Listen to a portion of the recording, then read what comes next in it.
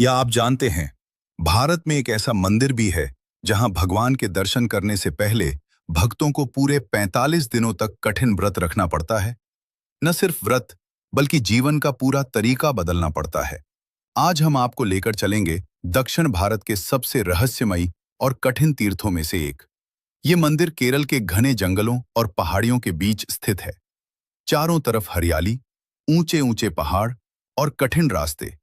यहाँ पहुंचना ही एक बड़ी चुनौती है, लेकिन हर साल करोड़ों श्रद्धालु इस कठिन रास्ते को पार करते हैं, क्योंकि यहाँ विराजमान है भगवान अयप्पा, जिन्हें शक्ति, संयम और तपस्या का प्रतीक माना जाता है। मान्यता के अनुसार भगवान अयप्पा भगवान शिव और मोहिनी रूप में भगवान विष्णु के पुत्र हैं। उन्होंने राक्षसी महिषी का वध किया था और उसके बाद उन्होंने ब्रह्मचर्य का व्रत लिया। इसी कारण इस मंदिर में आज भी अनुशासन और ब्रह्मचर्य का बहुत महत्व है।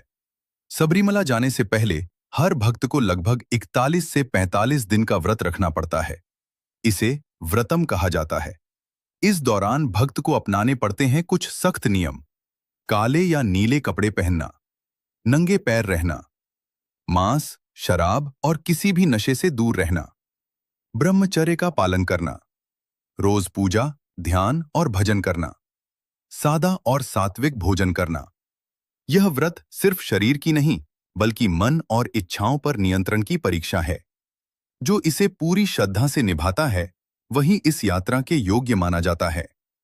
जब 45 दिन का व्रत पूरा हो जाता है, तब शुरू होती है असली यात्रा। भक्त जंगलों और पहाड़ियों के बीच कई किलोमीटर पैदल चलते हैं, हाथ में इरुमुड़ी लेकर, जो एक पवित्र थैला होता है। यह यात्रा आसान नहीं होती। कई बार बारिश, फिसलन और थकान, लेकिन भक्तों का विश्वास उन्हें आगे बढ़ाता है।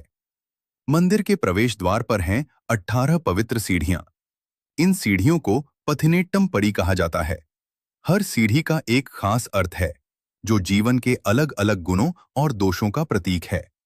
इन सीढ़ियों को पार करने का मतलब है अपने अंदर की बुराइयों पर विजय पाना और खुद को एक बेहतर इंसान बनाना। 6. इस यात्रा का असली मतलब। सबरीमला की यात्रा सिर्फ भगवान के दर्शन नहीं है।